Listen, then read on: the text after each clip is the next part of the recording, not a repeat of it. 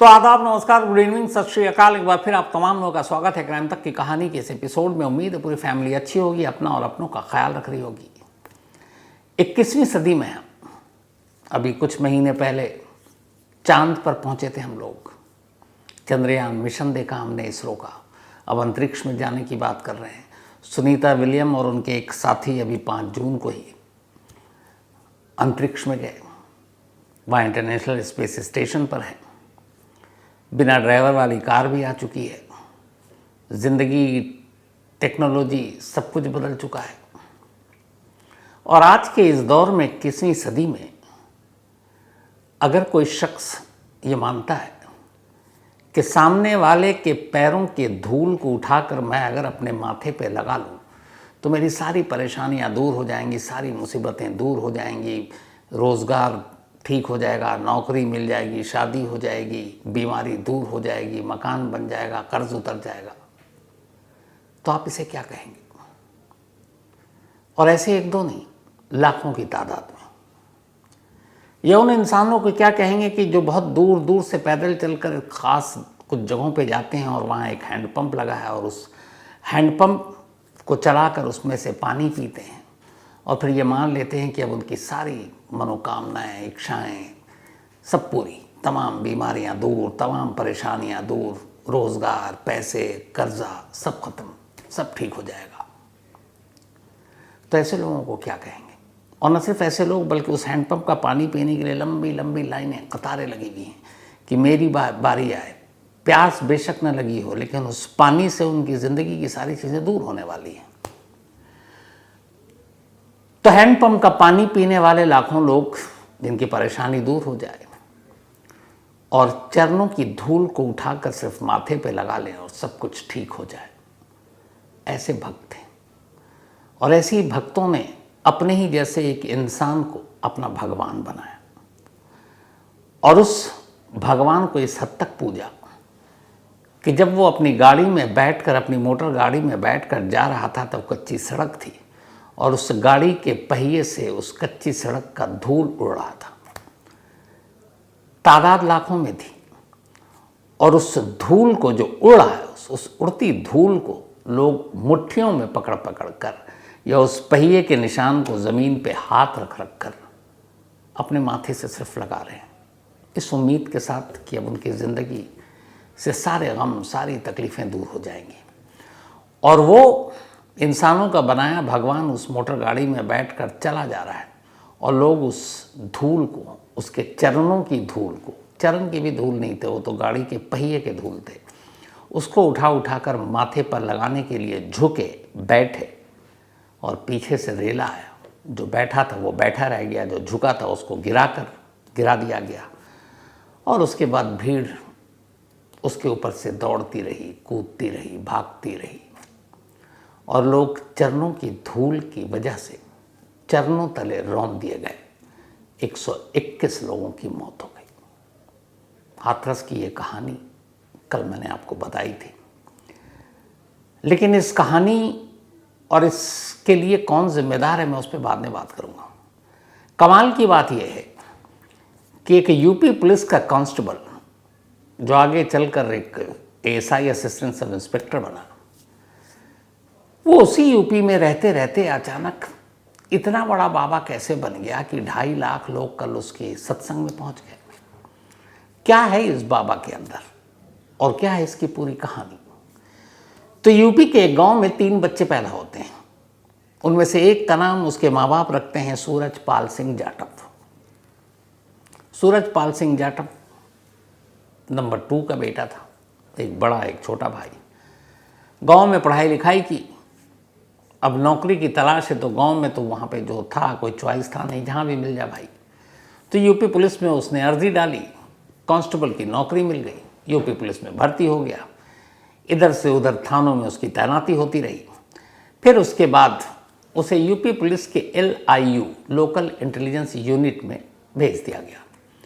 अब LIU ऐसी होती है जैसे किसी देश की खुफिया एजेंसी होती है, जैसे हमारी इंटेलिजेंस ब्यूरो है IB, जो देश के अंदर की खुफिया जानकारी लेती है, देश के बाहर की खुफिया जानकारी रॉ लेती है, रिसर्च एंड एनालिसिस विंग। तो उसी तरीके से एक स्टेट के एक कस्बे में, एक ज़िले में भी LIU होती है, जो उस इलाके, उस थाने के तहत जानकारी उठाती है, यहाँ कौन क्रिमिनल है, कौन बैड कैरेक्टर है। उनका ये भी काम होता है, अगर किसी को पासपोर्ट बनाना है तो वो बंदा जेन्युइन है कि नहीं, किसी का कैरेक्टर सर्टिफिकेट देना है वो ठीक है कि नहीं, ये काम LIU करती है। तो कायदे से खुफियागिरी करने का काम सूरजपाल सिंह जाटव को मिला और ये तैनाती इधर उधर होती रही। आखिर में इसकी पोस्टिंग हुई आगरा में, मोहब्बत की नगरी ताजमहल में। अब वहाँ आया, तब तक एक लंबा अरसा हो गया यूपी पुलिस में, और सिर्फ असिस्टेंट सब इंस्पेक्टर बन पाया। मतलब कांस्टेबल भर्ती हुआ, उसके बाद हेड कांस्टेबल, उसके बाद ASI, तब सिर्फ एक ही प्रमोशन, उसके बाद अब ASI था। लेकिन जब आगरा आया तब 97-8 की बात है, एक लड़की ने पुलिस स्टेशन में जाकर रिपोर्ट लिखाई कि आगरा LIU में तैनात ASI सूरजपाल सिंह जाटव ने उसके साथ रेप किया है, यौन शोषण किया है। पुलिस ने कंप्लेंट लिखी अपने ही पुलिस वाले साथी के खिलाफ। सूरजपाल जाटव को अरेस्ट कर लिया गया, जेल भेज दिया गया। इसके बाद मामला कोर्ट में गया, कोर्ट से बेल मिली, जमानत पर बाहर आया। इस दौरान में फिर उस पर ऊपर इल्ज़ाम लगा 5 अलग अलग जगहों से ज़मीन हथियाने का, उसमें भी मुकदमा चलता रहा। लेकिन फिर एक और मामला आया और उस मामले ने ही सारी चीज़ें बदल दी। तो हुआ यह कि जब इस रेप का इल्ज़ाम लगा सूरजपाल सिंह जाटव, एक यूपी पुलिस के ASI पर, तो उसके बाद जब जेल गया, वापस आया, उसे लगा कि यार पुलिस की नौकरी में कुछ मिल नहीं रहा, जहाँ चाहता था पहुँच नहीं पाया, ऊपर से जेल भी हो आया। तो हटाओ ये सब, छोड़ो, कुछ नया करते हैं, कुछ अच्छा करते हैं। अब क्या करें अच्छा? बड़ा सोचा। उधर उसे मालूम था कि ये रेप का मामला है, नौकरी तो वैसे ही चली जाएगी। और जब वो जेल गया तो पुलिस ने उसको सस्पेंड भी कर दिया, यूपी पुलिस ने। अब वो अभी बेरोज़गार भी है, मतलब इंक्वायरी चल रही है उधर, और ये है कि तय कि नौकरी जाएगी। तो उसे लगा अब नौकरी पता नहीं मिले जाए क्या हो, कुछ और करते हैं। तभी उसने इधर आसपास देखा, ये 98 की बात है, 7 की। बहुत सोचा, फिर उसे लगा कि यार अपने देश में बाबा बहुत हैं और इनकी बाबागिरी की दुकान बहुत चलती है, तो क्या ना मैं भी बाबा बन जाऊं। बड़ा अच्छा धंधा है, ना इसमें पूंजी लगानी है, ना कुछ और करना है। बस इतने सारे दुखी परेशान लोग देश में पड़े हुए हैं, उनको कुछ यूं ही बेवकूफ़ बनाना है, भक्त तो आ ही जाएंगे। फिर उसने तय कर लिया कि मैं बाबा बनूंगा। अब उसके बाद बाबा बनने के लिए तो क्या किया जाए भाई? तो आगरा में उसका एक छोटा सा मकान था। अब वो इधर उधर से घूमकर आगरा के उसी मकान में आया और उसके बाद इसने अपना नाम बदल दिया। पहले इसने अपने माँ बाप का दिया नाम सूरजपाल सिंह जाटव, उन्हीं को लौटा दिया। कहा कि अब मैं सूरजपाल सिंह जाटव नहीं। अब उसने अपना नया नाम रखा और वो नया नाम रखा बाबा नारायण साकार हरि, हरि का भक्त। तो बाबा नारायण साकार हरि। अब नाम तो बदल लिया, पुराना नाम छोड़ दिया, लेकिन अब इतनी जल्दी बाबा कैसे बनेंगे भाई? अभी तो बहुत कुछ करना है। फिर उसे लगा कि मार्केट में जितने बाबा हैं सभी एक ही जैसे दिखते हैं, उन्हीं का वैसे ही चोला, बड़ी दाढ़ी। तो बोला यार इस भीड़ में, इस कंपटीशन में कहाँ उनके जैसा टिक पाऊंगा, तो कुछ डिफरेंट करते हैं। बिल्कुल वैसे ही जैसे कॉर्पोरेट कंपनी या कोई बिजनेस घराना सोचता है मार्केट में आए तो कुछ तो नया करो। तो इसने कहा कुछ नया करते हैं। क्या नया करें, कैसे करें? इसने कहा यार गेटअप ही बदल देते हैं। ये जो भक्त लोग सोचते हैं ना कि बाबा ऐसे ही दिखते हैं धोती कुर्ता में या सिर्फ धोती में, वही एक ही कलर, बड़ी हुई दाढ़ी, बेतरतीब बाल। बोला नहीं, इस बार बाबा अप टू डेट होंगे, एकदम टाइम के हिसाब से। तो कैसे होंगे अप टू डेट? उसने अपने बाबा के लिए अपने कपड़ों का कलेक्शन चुना, कलर चुना। उसने कहा ये वाले जो बाबा हैं ये बिल्कुल वेल सूटेड बूटेड होंगे। White coat, white pant, white shirt और नीले रंग की टाई। ये उसने अपने बाबा के गेटअप के लिए ये ड्रेस तैयार किया। अब उसके बाद इसी ड्रेस में सूट बूट टाई लगाकर आगरा के उस छोटे से मकान में उसने अपना पहला आश्रम बनाया। 97-8 की बात है। और वहाँ बैठा, अब क्या किया जाए? चलो गेटअप भी तैयार, बाबा बन भी गए, सूट बूट वाले बाबा पहली बार इंडिया में। बाकी बाबा सब पुराने हो गए थे। लेकिन अब बाबागिरी की दुकान चमकाने के लिए, जैसे आपका कोई दुकान होता है तो शोरूम में आप वो चीज़ें रखती है ना जिसकी लोगों को, ग्राहक को आप अट्रैक्ट करते हैं। तो बाबा ने बाकी तो सब तैयारी कर ली, अब भक्त क्यों आएंगे, आपके पास ऐसी क्या खास बात है। तो बाबा ने फिर 2 चीज़ें ब्रांड नया निकाला। एक, उन्होंने ये धीरे धीरे प्रचार करना शुरू किया कि मेरी सीधे भगवान से मुलाकात हुई और भगवान ने मुझे कुछ वरदान दिया और उन्होंने कहा जाओ भक्तों का कष्ट दूर करो। तो भगवान से मुलाकात के बाद मैंने अपनी नौकरी छोड़ दी, ये दुनियादारी छोड़ दी और बस मैं अब भक्तों की सेवा में आ गया हूँ। ये पहली चीज़ थी जो भक्तों तक पहुँचाएगी कि ये बंदा भगवान से मिल चुका है। अब भगवान से मिल चुके आओ, भक्तों की परेशानी दूर करो। तो परेशानी दूर कैसे करोगे भाई, तुम्हारे पास प्रोडक्ट क्या है। बहुत सारे लोग देते हैं ना, प्रसाद देते हैं, कुछ और देते हैं, कुछ और करते हैं। तो आपके पास क्या है मार्केटिंग का। भाई ने इसका भी हल निकाला। उसने कहा कि भगवान ने मुझे वरदान दिया और जितने मेरे भक्त हैं कष्टों में उनका दूर होगा। वो जब भी मेरे पास आएंगे मेरे दर्शन के लिए, सिर्फ इस हैंडपंप का पानी पीने से उनकी सारी मुश्किलें दूर हो जाएंगी।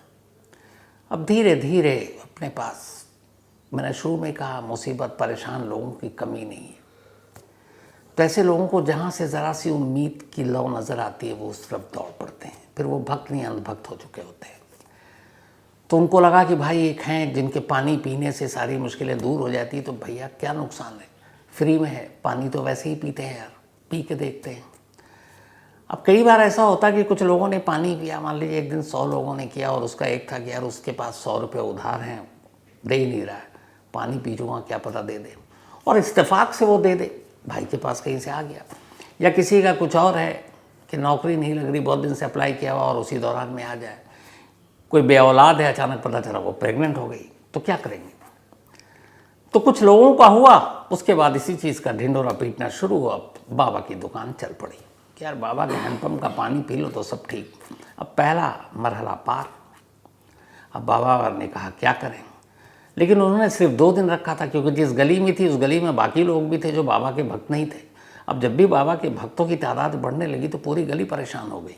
छोटा सा घर, उसमें एक हैंडपम्प, दूर दूर से लोग आकर कतार में, गली जाम, गली के लोगों की मोटरसाइकिल, साइकिल, वो भी भक्त कई बार चुरा कर ले गए। तो वो परेशान होने लगे। बाबा को भी अब लगने लगा क्या।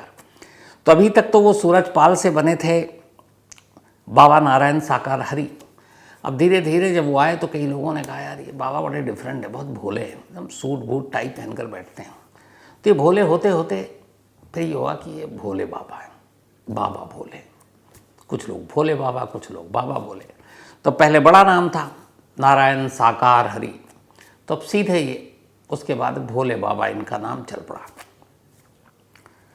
तो दुकान चल पड़ी, नाम चल पड़ा। अब बाबा को लगा जगह कम है क्योंकि जो श्रद्धालु हैं वो बढ़ते जा रहे हैं। फिर उन्होंने अपने गांव लौटे। गांव में इनके पास एक ज़मीन थी कई बीघा, उस ज़मीन पे इन्होंने एक अपना बड़ा सा आश्रम खोला और कहा कि अब बाबा यहीं से लोगों को सारे आशीर्वाद देंगे, उनके कष्ट दूर करेंगे। अब धीरे धीरे बाबा की दुकान चलने लगी। हैंडपम्प के पानी के साथ अब कुछ दूसरी चीज़ चाहिए थी। तो फिर ये हुआ कि अगर बाबा जहाँ पे कदम रख देते हैं, अगर उस जगह के धूल को उठाकर कोई अपने माथे पे लगा ले तो बल्ले बल्ले सारी परेशानी दूर। तो पानी तो मिल ही रहा था, अब साथ में चरणों की धूल भी मिल गई। अब लोग बाबा जहाँ बैठते या उठते जाते। अब धीरे धीरे बाबा का दायरा बढ़ रहा है। पहले हाथरस के आसपास, फिर आगरा, फिर यूपी, फिर उत्तराखंड, फिर दिल्ली, फिर राजस्थान, फिर बिहार, फिर एमपी। भक्त आने लगे क्योंकि मार्केट में नए बाबा आए थे, उनकी कहानियाँ सुनाई जाने लगी। अब बाबा को लगा कि ये अब बहुत सारे लोग बाबा के करीब तो जा नहीं सकते थे, तो क्या करें। तो अब बाबा गाड़ी में भी जा रहे हैं तो उनके पहिए के नीचे का भी धूल का मतलब है कि बस बाबा के ही चरणों के धूल थे। लोग बेतहाशा बाबा के पीछे। उधर इन सब के बीच बाबा का वो रेप वाला केस चल रहा है। फिर वो हाई कोर्ट पहुंचा, उनको बेल मिली, वो बेल पे बाहर है। और आज 2024 से, मैं आज की बात बता रहा हूँ, वो केस अब भी पेंडिंग है और इलाहाबाद हाई कोर्ट में। इन्हीं भोले बाबा का केस, एक यौन शोषण का केस। तो खैर अब बाबा की दुकान चल पड़ी। अब बाबा ने कहा अकेले कब तक बैठूं, बीच बीच में कुछ और भी होना चाहिए, जैसे कोई परफॉर्मेंस होता है तो एक मेन एक्टर सिंगर बाद में आता पर्दे पे, पहले साइड वाले आते हैं। तो इनकी एक मामी है, ये अपने साथ मंच पर उनको बिठाने लगे। हालांकि इनकी एक पत्नी भी है, नाम है कटोरी देवी, बट वो शायद उतना बोल नहीं पाती। तो मामी को अब इन्होंने अपने साथ मंच पर बिठाना शुरू किया, कुछ ज्ञान वो भी देती। अब भक्तों का तांता लगने लगा। फिर इन्होंने कहा आश्रम से निकलना था अपने गांव के। इन्होंने कहा कि अब जहाँ जहाँ मुझे भगवान कहेंगे मैं उन्हीं उन्हीं जगहों पे जाऊँगा सत्संग करने, और जहाँ से बुलावा आएगा। तो अब वो बुलावा पता नहीं किस ईमेल और डाक या लेटर से या मैसेज से व्हाट्सएप से आता था, पर बाबा ऐलान कर देते थे कि अच्छा अगले मंगलवार यहाँ, अगले शनिवार वहाँ। तो 2 ही दिन बाबा दर्शन देते थे। उस आगरा में भी वो मंगलवार देते थे और फिर शनिवार। लेकिन जब भीड़ बढ़ी, बाबा की दुकान बढ़ी, तो वो गांव आ गए, आश्रम खोल लिया। अब लेकिन उनके जाने के बावजूद आगरा का वो जो छोटा सा उनका पहली कुटिया थी, अब वो बंद। लेकिन युवा के भक्त तो वहाँ आते हैं, तो क्या करें। तो बेचारी जो ज़्यादातर अच्छा उनकी भक्त महिलाएं, तो महिलाएं आई, देखी कि ताला लगा हुआ घर में, बाबा तो है नहीं। वो अपने साड़ी के पल्लू से उस घर के आसपास की सफाई करती और चली जाती माथा टेक कर। ये बात बाबा तक पहुंची। उन्होंने कहा यह गलत है। फिर बाबा ने ऐलान किया कि हर मंगलवार और शनिवार को कुछ घंटे के लिए वो कुटिया खुलेगी, लोग आए, माथा टेकें, पानी पिएं हैंडपम्प का और जाएं, उनकी मुराद पूरी। तो वो सिलसिला चल पड़ा, अब भी जारी है। हर ट्यूसडे और सैटरडे को आगरा के उस छोटे से गली में अब लोगों का फिर से भीड़ जुड़ना शुरू हो गया। उधर बाबा अब अपने आश्रम से बाहर पैर फैलाना है, क्योंकि उनको ज़्यादा लोगों तक पहुंचना है, बिजनेस को ज़्यादा फैलाना है। तो उन्होंने कहा अब जहाँ भगवान कहेगा मैं वहीं सत्संग किया करूँगा, सिर्फ यहीं नहीं रहूँगा। उसके बाद हर ट्यूसडे और सैटरडे अब उन्होंने नए नए ठिकानों के बारे में ऐलान करना शुरू किया कि इस मंगलवार मुझे ऊपर से आदेश है कि हाथरस में करूँगा। पहुँच गया हाथरस में करने के लिए। अब हाथरस में करना था कल 2 जुलाई। तो इसकी कहानी क्या थी। तो कहीं पे भी आप जाते हैं, अब बाबा के भक्त बहुत बढ़ गए थे, तो आपको पुलिस प्रशासन सबसे कुछ ज़रूरी इजाज़त लेनी पड़ती है। तो बाबा के एक मुख्य सेवक वो पहुंचते हैं हाथरस में पुलिस स्टेशन में और जाकर कहते हैं कि 2 जुलाई के दिन में बाबा का एक सत्संग है, तो हमें इजाज़त दे दीजिए। पुलिस कहती है ठीक है, कितने लोग आएंगे। वो कहते हैं 80,000। पुलिस इजाज़त दे देती है। उसके बाद बाबा सत्संग शुरू करते हैं। करीब 12:30 बजे वो पहुंचते हैं हाथरस के उस जगह पर। लेकिन उसके बाद और उसके पहले क्या होता है, मैं चाहता हूँ कि मैं बोलूँ तो क्यों ना आपको सरकारी ज़ुबान में ही सुना दूँ, क्योंकि उस इलाके के एसडीएम और फिर उस इलाके की पुलिस ने जो एफआईआर दर्ज किया है, उसमें पूरी कहानी है जो आप बेहतर समझ सकते हैं। फिर मैं आपको बताता हूँ। एसडीएम साहब ने एक रिपोर्ट दी है अपने डीएम हाथरस को, और डीएम हाथरस मतलब यूपी सरकार को। एसडीएम साहब क्या लिखते हैं पहले ये देखिए। ये एसडीएम है रविंदर कुमार। रिपोर्ट में लिखते हैं अपने बॉस डीएम को कि 2 जुलाई को नेशनल हाईवे नंबर 51 पर भोले बाबा का प्रवचन कार्यक्रम था। एसडीएम यानी मैं खुद मौके पर मौजूद। सत्संग के पंडाल में 2 लाख से ज़्यादा की भीड़ थी। दोपहर 12:30 बजे भोले बाबा प्रवचन देने के लिए पंडाल में पहुंचे। करीब 1:40 पर प्रवचन समाप्त कर बाबा पंडाल से निकल गए। हाईवे नंबर 51 पर अब वो एटा की तरफ जा रहे थे। ये एटा पूरा एरिया वही है जो मुलायम सिंह जी का गढ़ रहा है। जिस रास्ते से भोले बाबा जा रहे थे उस रास्ते पर भक्तों की भीड़ उनके दर्शन, उनके चरण छूने और उनके चरणों की धूल को लेकर अपने माथे पर लगाने के लिए इंतजार कर रही थी। ये एसडीएम ने लिखा। बीच रोड पर बने डिवाइडर पर भी बहुत सारे भक्त मौजूद थे। वो भोले बाबा के दर्शन के लिए डिवाइडर से अचानक कूद पड़े। भीड़ बाबा तक न पहुंच पाए, इसके लिए बाबा ने अपने पर्सनल सिक्योरिटी टीम रखी हुई थी, जिसको वो ब्लैक कमांडो कहते हैं। तो ब्लैक कमांडो और उनके निजी जो पर्सनल सुरक्षा कर्मचारी थे और सेवादार अलग से, ये लोग डंडा लेकर मौजूद थे ताकि उनके भक्त बाबा के, सोचिए भक्त भगवान के करीब ना आए, डंडा लेकर रुके हुए ताकि वो करीब ना आए। और उन लोगों ने फिर भीड़ को पीछे खदेड़ा। इत्तेफाक से उस सड़क, जिस सड़क से बाबा का काफिला गुजर रहा था, उसके बराबर में एक खेत में ढलान, और लोग गिरने लगे, और जब वो गिरे तो भीड़ एक के ऊपर एक गिरने लगी, और उस गिरने की वजह से जो भी गिरा, आगे लिखते हैं, इसके बाद वो उठ नहीं सके और भीड़ उनके ऊपर से होकर भागने लगी। ये एसटीएम की रिपोर्ट है। अब इस केस की पहली एफआईआर दर्ज हुई है कल रात 10:18 पर उसी हाथरस के एक पुलिस स्टेशन में, और इस एफआईआर में पूरी कहानी शॉर्ट में आपको जो इंपॉर्टेंट चीज़ है सिर्फ वो बताता हूँ। एफआईआर की जुबानी, हादसे के करीब 8 घंटे के बाद रात 10:18 पर ये एफआईआर दर्ज की गई है।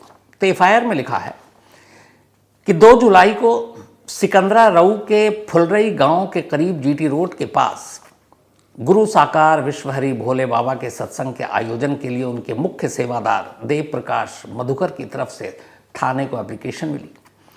कार्यक्रम में 80,000 लोगों के इकट्ठा होने की बात कही गई थी। उसी हिसाब से पुलिस प्रशासन ने इंतजाम किया, लेकिन 2 जुलाई को सत्संग के दौरान 2.5 लाख से ज़्यादा भक्तों की भीड़ इकट्ठा हो गई, जिसकी वजह से जीटी रोड पर ट्रैफिक जाम हो गया।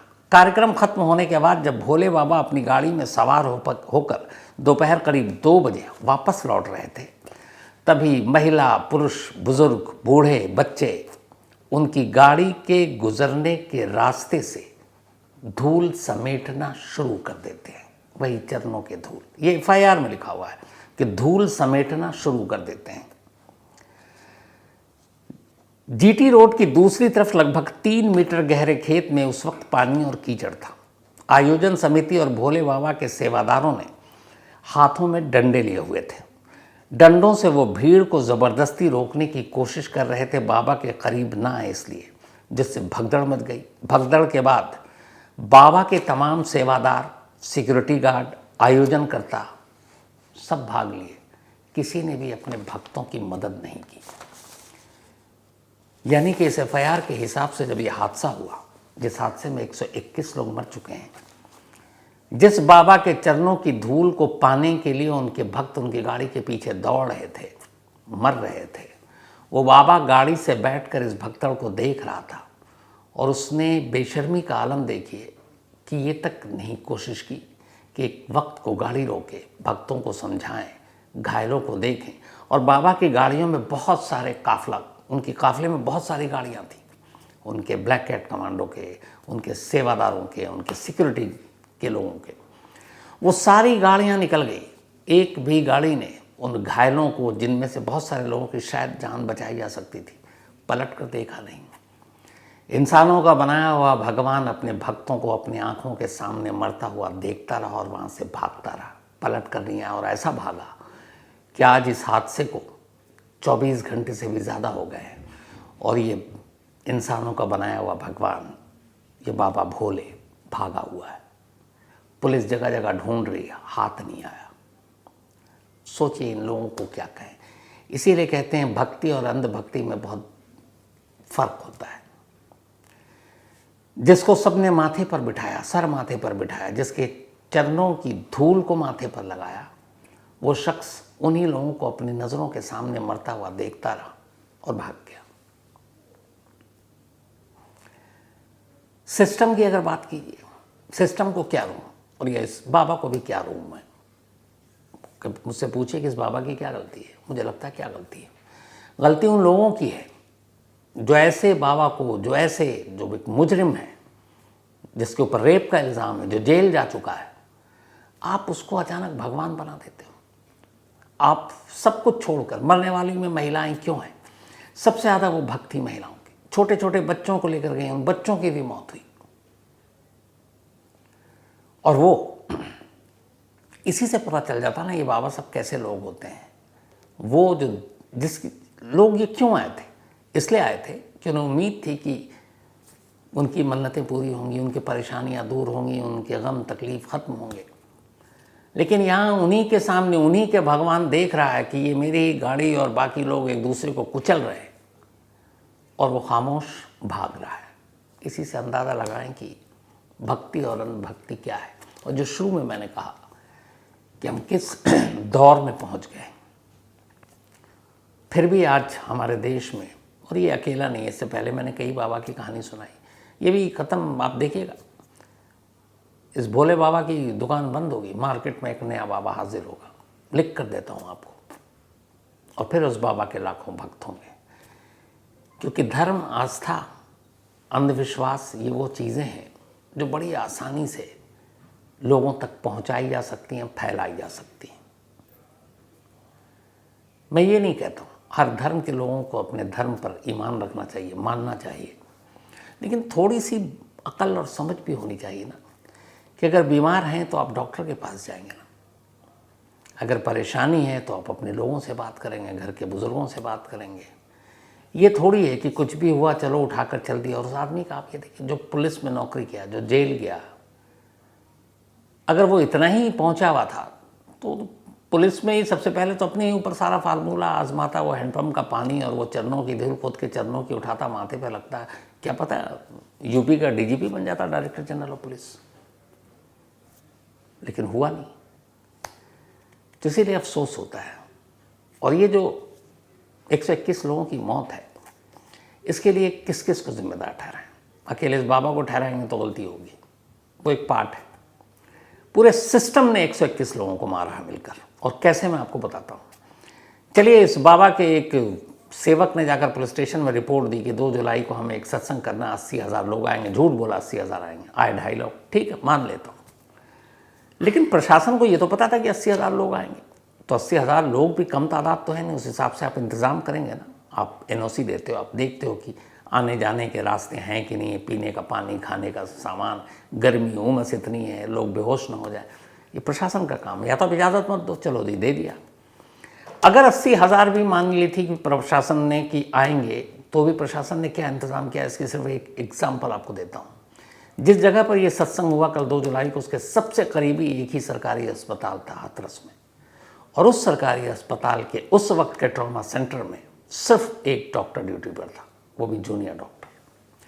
अगर पुलिस और प्रशासन को पता है कि यहाँ 80,000 लोग आज जमा होंगे, कुछ भी ना हो, लेकिन एक हो सकता है ना, इतनी बड़ी भीड़ है भैया, हादसा हो सकता है, तो कम से कम अस्पताल में तो तैयारी रखते। चलो एक के बजाय या 3-4 डॉक्टर तो हों, कोई बेहोश हो जाए, गर्मी इतनी, उमस इतनी, तो उनको इस बड़े हादसे की तो उम्मीद किसी ने नहीं की थी। लेकिन एक डॉक्टर, इसका मतलब पुलिस प्रशासन को भी मालूम था कुछ।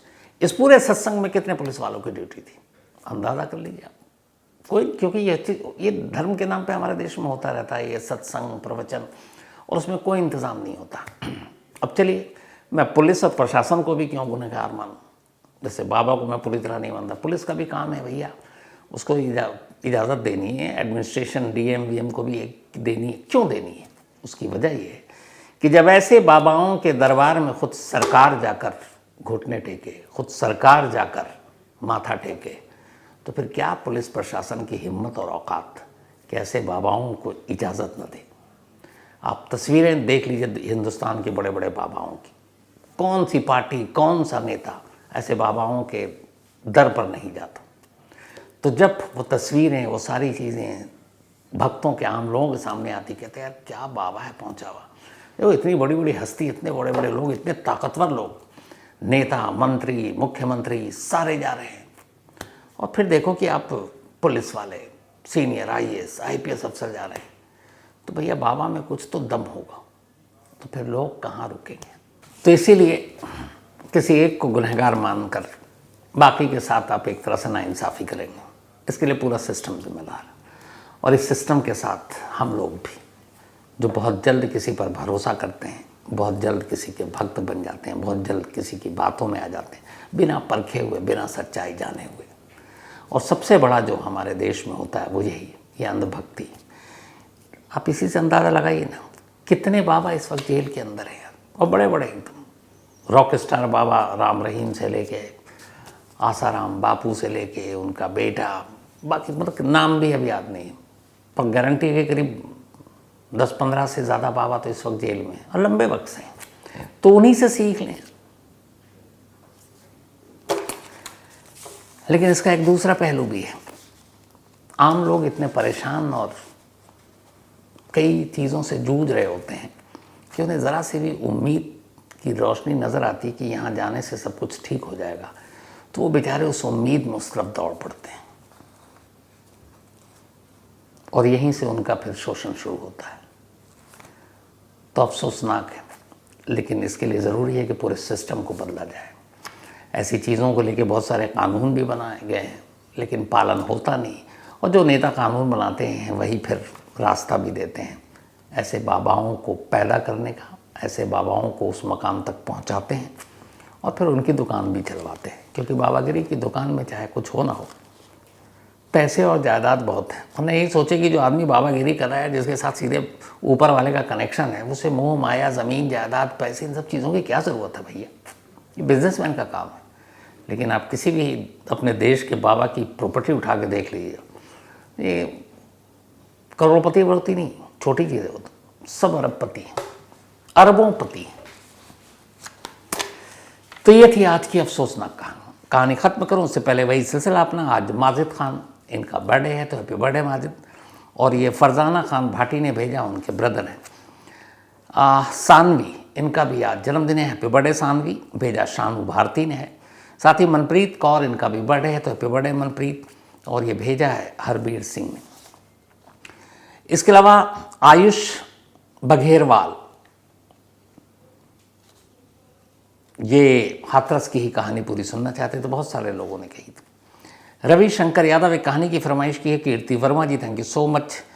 इसके अलावा सुबोध कुमार एक कहानी की फरमाइश की है। विशाल बोरीचा, इन्होंने कहा आपने क्रिकेट के मैच में एक नाम युवराज सिंह का नहीं लिया, तो ऐसा नहीं है विशाल बोरीचा भाई, मैंने तो और भी बहुत सारे बड़े बड़े दिग्गज क्रिकेटरों का नाम नहीं लिए, क्योंकि एक साथ लेना बड़ा मुश्किल हो जाता है। लेकिन यूवी पाजी का तो मैं खुद ही फ़ैन हूँ, और world cup 2011 man of the series Yuvraj थे, और फिर T20 2007 पहला 6 बॉल 6 छक्का, स्टुअर्ट ब्रॉड इंग्लैंड के बॉलर, कौन भूल सकता है। इसके अलावा Jagant Das, thank you so much. Devesh Patle, thank you so much आपका भी। और शैलेंद्र सिंह BSF में है, थैंक यू सो मच। आपके सवाल का जवाब मैं कल ज़रूर दूंगा। तो आज कहानी में इतना ही। अब आपसे मुलाकात होगी कल रात 9 बजे किसी नई कहानी के साथ। तब तक अपना और अपनों का ख्याल रखिएगा। Thank you very much.